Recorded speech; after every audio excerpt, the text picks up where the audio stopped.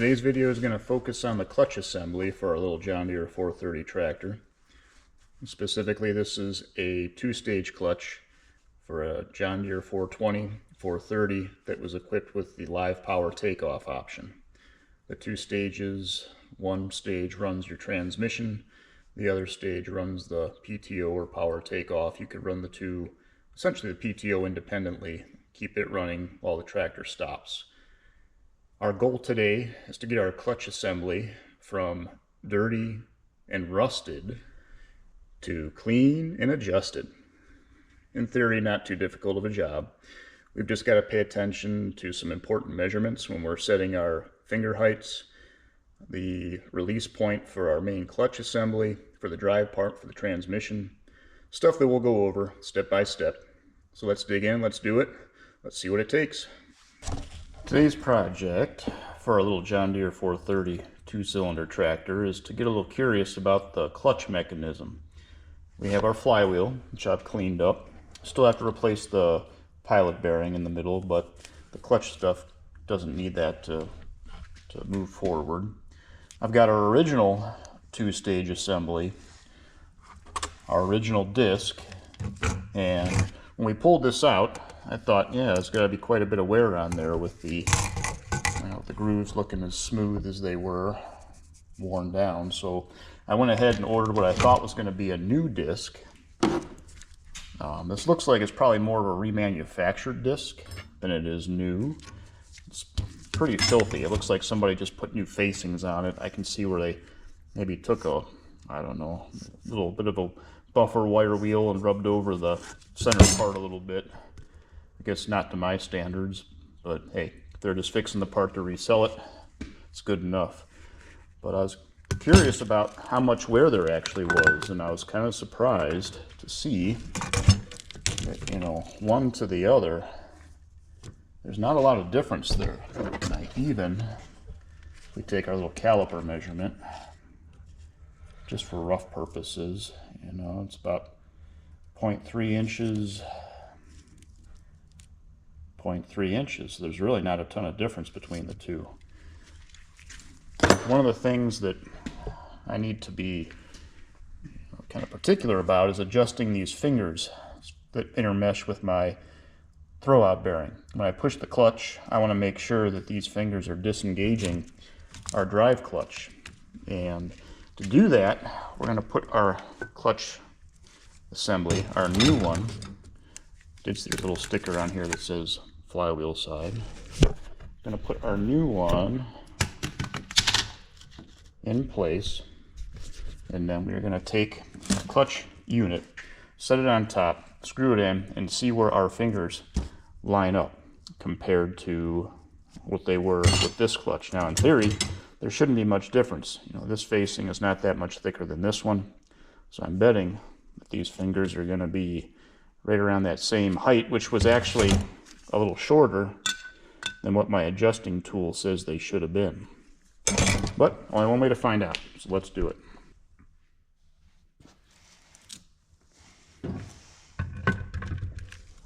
Clutch assembly. Sort of rough it in place.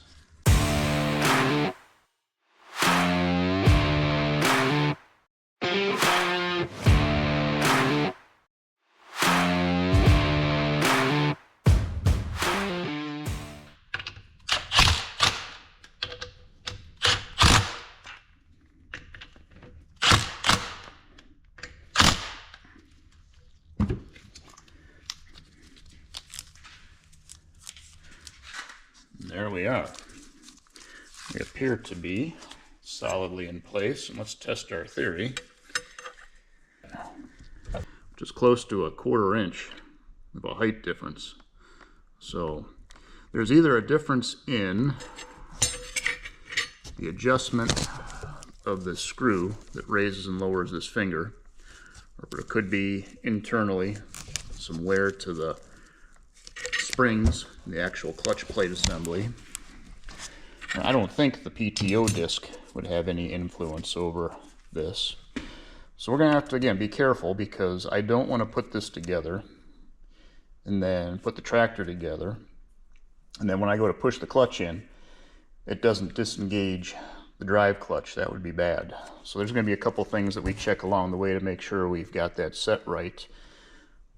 For now, I'm going to take all this apart, clean all the internals up. We'll put it back together. Well, I've heard it said that inquiring minds want to know, and I want to know a little bit more about what's up with this clutch unit, why the adjustments and such seem to be off by so much. So I grabbed one of my others from the shelf. This was from a tractor that was parted out. Threw it on the flywheel the same way we did this one. New drive disc on the inside, tightened our bolts down, and when I put my gauge in there, this one is pretty much right where it ought to be. It's barely just not touching that gauge. So those fingers are set where they should be.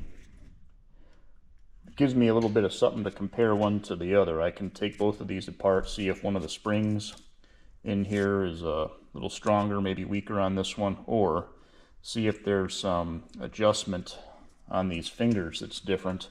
I can count how many turns these fingers are held in on this one compared to this one. Step one of our investigation, I loosened this little lock nut on the bottom of our tensioning screw. Unscrewed the screw a total of 9 turns on this one. Loosened it up, freed it from its little threads. Did the same thing on our original. It was also 9 turns. So far, the screws have been turned in the same number of turns, at least on those 2 fingers. So it seems that that adjustment is pretty close. That might. So we've gone ahead and loosened our finger tensioners on both assemblies here. That should allow us to lift our top piece off of each. This one's a little more stubborn. There we are. Okay, so that piece is fairly uninteresting as far as the internals go, and what I'm going to do is stack these up upside down.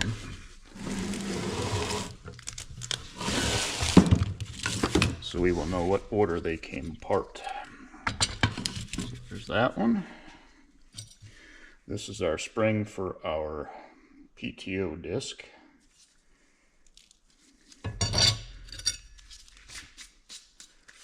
Spring for the PTO disc. This one's actually got a little bit of a line in it. That could just be dirt. Yeah, it's just dirt. So we'll compare one to the other. Those look fairly close. Got our PTO pressure plate. PTO stands for power takeoff. I know I keep just saying PTO, but power takeoff plate.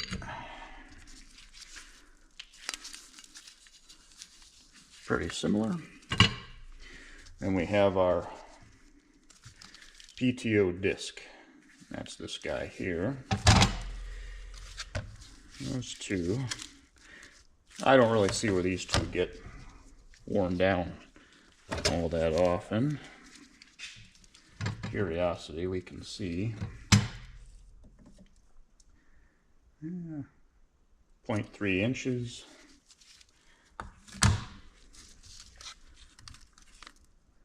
That one's 0.32, so maybe a little more meat on that one. Could just be the filth too, but we can also see where that disc has been slipping in there, so that's kind of compromised. We would not want to use that one. Interesting. That way. And we've got our plate for the back of that disc, and this should be a fairly unremarkable piece. We can get him out here.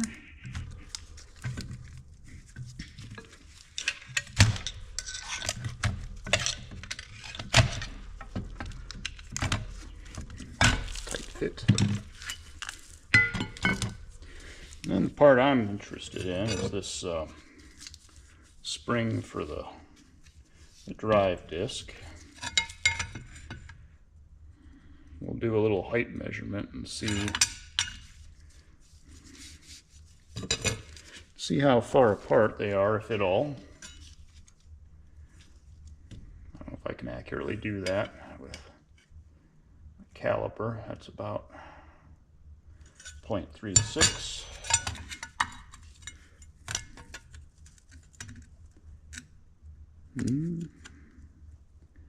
That's somewhere in the neighborhood of the same, 0.35, 0.36, but that's not a very scientific measurement, so I'll take that with a grain of salt.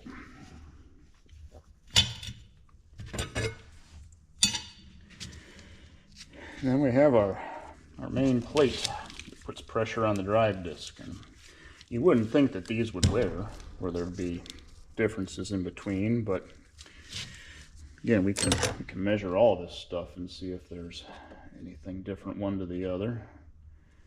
0.56 inches. That's 0.58 inches. So I don't know. I mean, hey, that could be enough of a difference right there, 0.58, to make a little bit of a difference. Yeah, that one's close to 0.5. I guess it's all on where you measure it. So, who knows? The interesting thing is, 9 turns in on each side gave us those different finger heights. So, maybe we need to inspect the fingers, see if there's some wear on those a little different.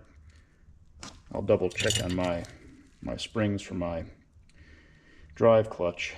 But that's what the insides look like, and it's good to know what order these came apart and which way they face. So I just tried to flip everything upside down. I'm going to go back and probably mark with a little marker, you know, which side is up, which is down, and then the order that they go in.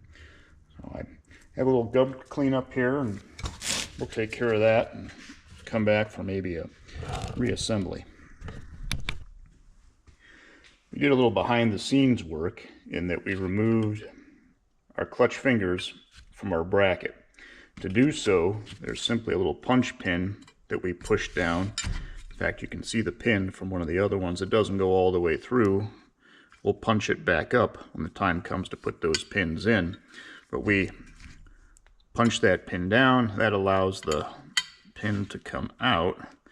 And I believe this may give us at least a partial answer as to why there may be some deviance in that height finger measurement, one clutch to another.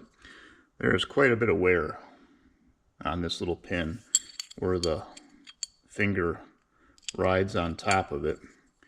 I pulled apart another clutch assembly, and while that pin has some wear to it, it is nowhere near the depth of these pins. So that may play a role in why our finger heights are different. I could not find an aftermarket supplier or a Deere replacement part for these, so at a minimum, I could reuse this pin, but I think what I'm going to do is turn it 180 degrees because it only seems to wear on one side, even the bad one. There's only wear on one side. You can even see on this one the wear was even on our bracket assembly as well. So we'll take this, turn it 180. That should give us a bit of a fresh start. If a guy was desperate, he could probably drill another hole on this side because these are offset. Put your hole on this side, and then that would put your finger somewhere in that position, and you'd have a fresh set of metal to work against. But we'll use these 180 off, put them back together, and then line all the rest of our parts up and see if that does play a role in the difference of our finger height.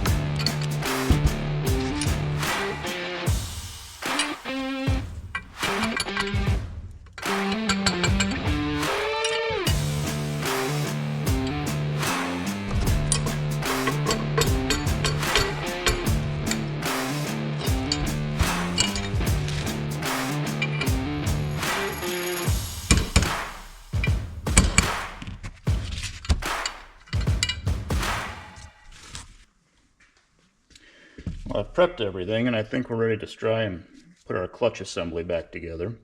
Before I do that, I'm going to try and replace the throwout bearing in our flywheel. This one's a little snug. It doesn't seem like it wants to turn as easy as I think it should. I have a new bearing. That one turns nicely. We can fill this pocket with grease and pound it out, similar to how we did in the hydraulic pump, but on this one, I think we can simply tap this little sort of grease collector forward, just like that. Throwout bearing is out.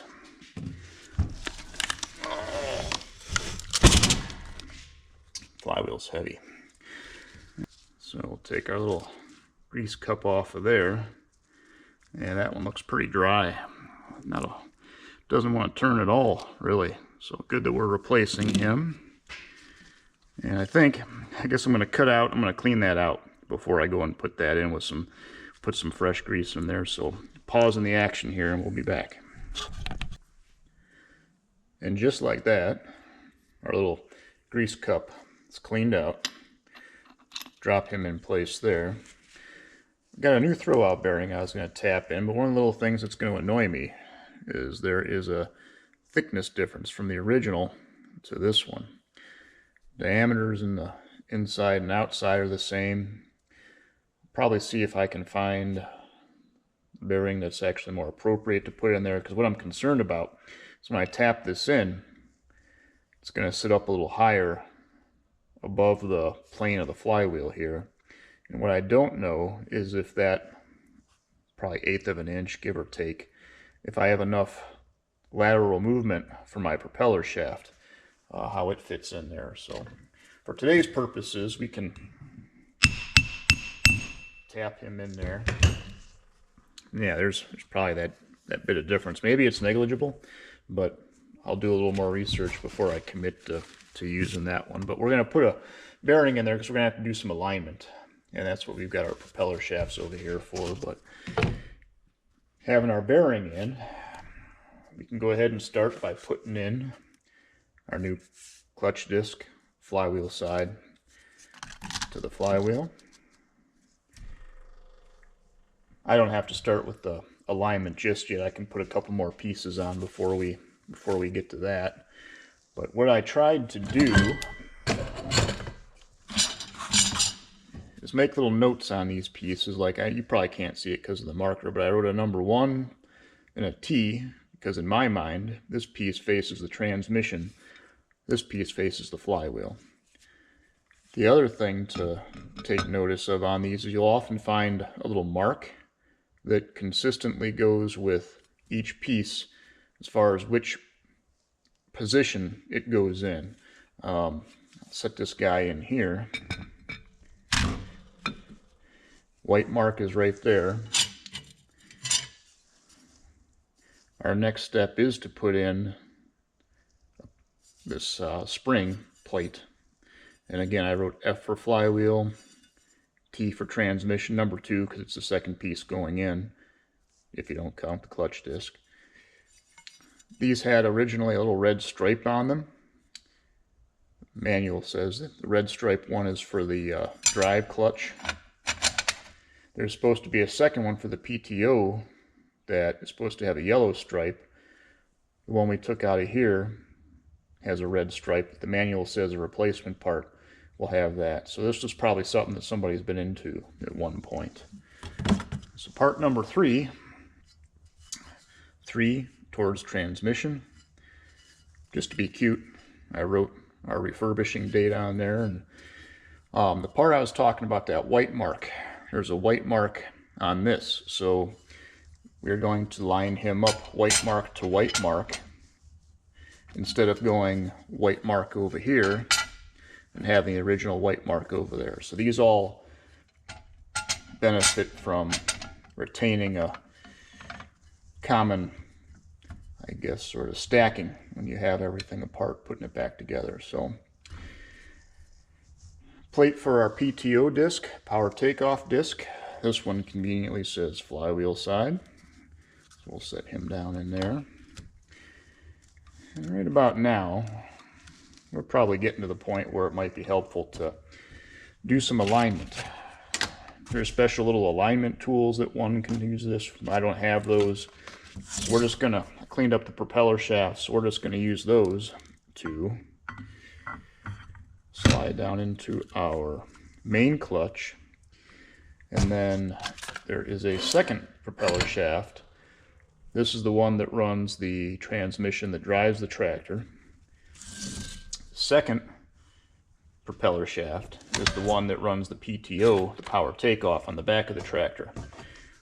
One of the things to check out when you're refurbishing or going through these is how good your splines are on the end of these shafts. Inside, outside, these are actually pretty good. I've had some that are worn down to nubs, essentially. You can see an original diameter, or I guess not the diameter, thickness of the spline, and then you can compare that to how much wear yours may have. These ones are actually in decent shape. So we'll slide this guy on. Oh, wait a minute. I'm getting ahead of myself. Propeller shaft has to go inside this way. That's how these guys work. So with him in there, we can drop him in, and there we are. And what this is going to do is keep our power takeoff disc centered, because when we put the remaining pieces on, it's going to kind of lock this in place, and we want this disc to be centered in our clutch assembly. So we've got 3, I didn't count the disc again, but 4 transmission side, and our little white marks over here.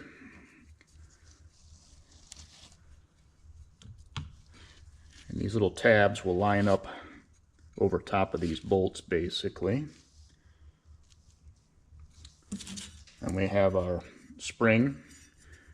This one had the red stripe on it. I wiped it off when I cleaned it. So transmission for T, flywheel side. And it might actually be easier now that I think about it. Well, no, we'll throw that on there.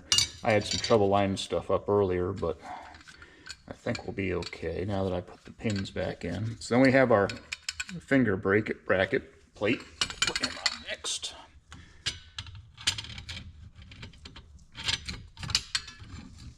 And this is the fun bit of getting everything to fit in place.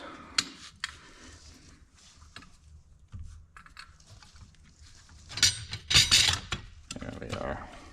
Okay, getting closer.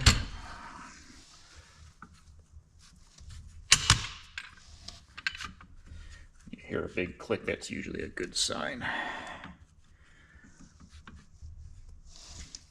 So while we're here, we might as well throw some light over at us, and maybe we can see a little better what we're doing.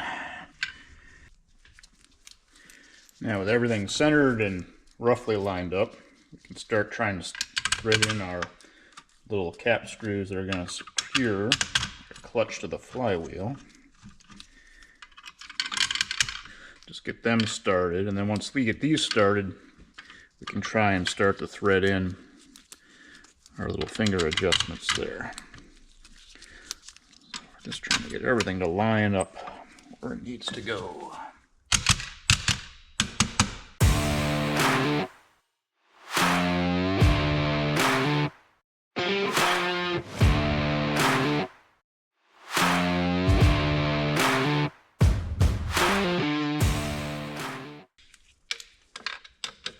Okay, with those screws started, we can focus on getting our finger screws started here. Now, when I took these apart, I made a note that I made 9 turns on our, basically on our little screw. That was the setting where it was held in place. I'm going to keep track of that again. I made a little mark both on the finger and our screw. We'll see where we can get him started. Probably can't really see that all that well. Maybe what I can do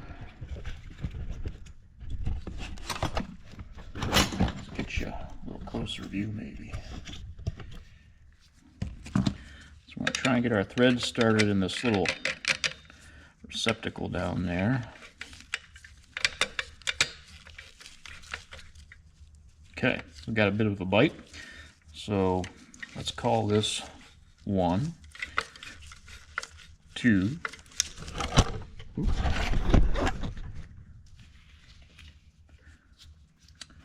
And we're going to be up on 3, but one of the things that's a little tricky here is our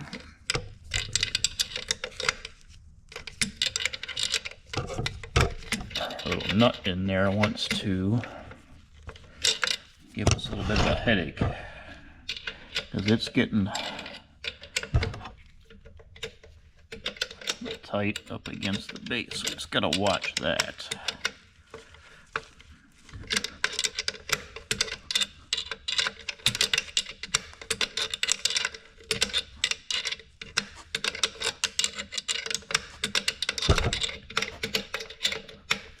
So that's 3. 4. Maybe back a little more. 5.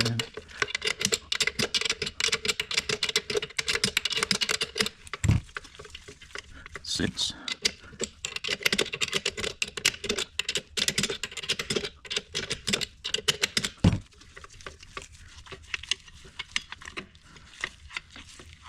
7. I think we gotta tighten these guys up a bit more.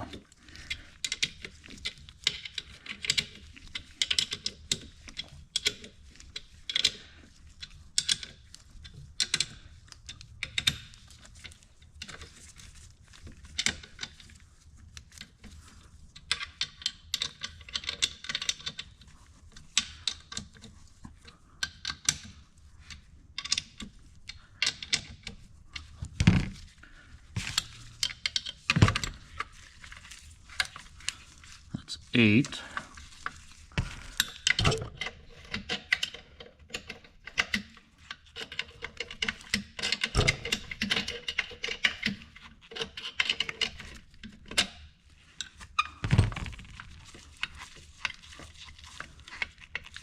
And there is our 9.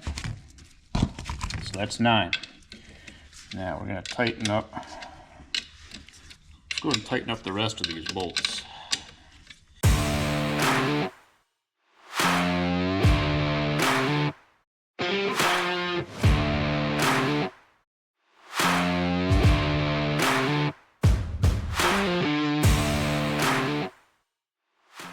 Okay, we are secure. Fun.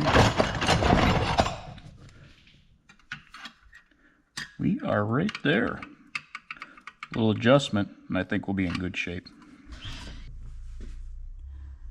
Now, after some fiddling around and half a beer later, we've got our fingers where they're fairly close to where we want them to be. A little synopsis. Started these bolts, the 6 of them, didn't tighten them too far, but got them just far enough in where we could get our finger bolts able to get started in the little blocks that secure them.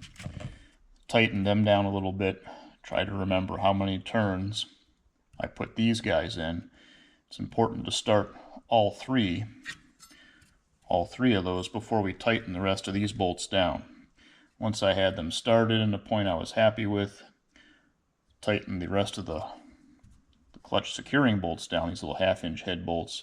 And then from there, I went back to that 9 turns of this bolt into the little block that got me right about to this point. And I think that looks pretty good. We're going to maybe fine-tune it a little bit here. So as you can see, I'll turn it back.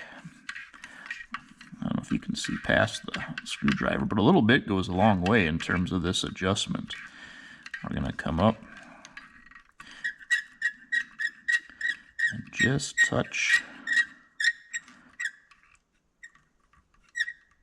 right there. So that's kind of our sweet spot, I'd say.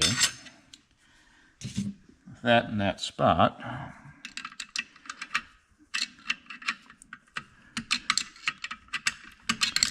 go ahead and tighten our screw, our nut down here, kind of lock that in place.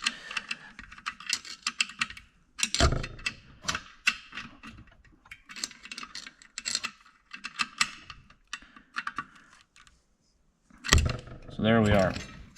We'll repeat that with the other two fingers, and about 9 turns is the kind of the magic number. Once we have that figured out, we can go over and check our PTO adjustment, the power takeoff clutch adjustment. There is a little screw here with the locking nut. I'm going to loosen that nut to adjust the height of this bolt. There needs to be about 90 thousandths in that gap right there. And right now, as I'm measuring it, a little feeler gauge, I added all this up. It's got about 80 thousandths right there. So we need to add in an extra 10. If I try to add the extra 10 in, can't do it.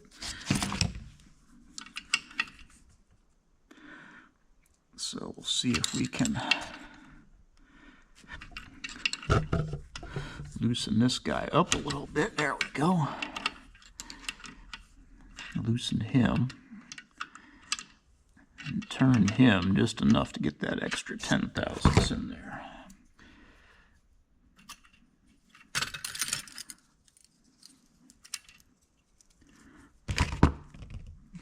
So close.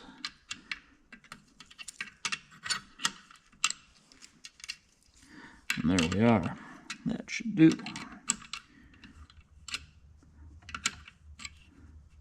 Okay, and we'll tighten him up and repeat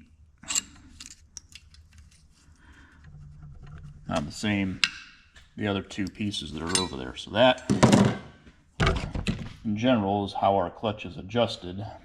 Manual says we can, everything's locked in place now. This PTO disc, power takeoff disc, isn't going to go anywhere. So we can take our alignment tool out.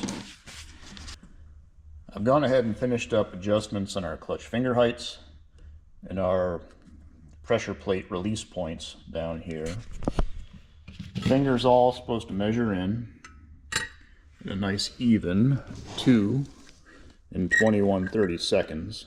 We are right there. There's maybe a little baby gap in between, but we are very close on that. And then our stopping point, we need 90 thousandths between this bolt and this pressure plate. And my little feeler gauge is smashed together to measure in at that. Nice snug 90 thousandths. The mechanism of action on our clutch is our throwout bearing is going to push forward on our 3 fingers when we push the pedal. Simulate that. I'm going to take this little wrench and push down on one of these. You'll be able to see that initial pressure plate rise up like there. That bolt head pushes up against the PTO pressure plates.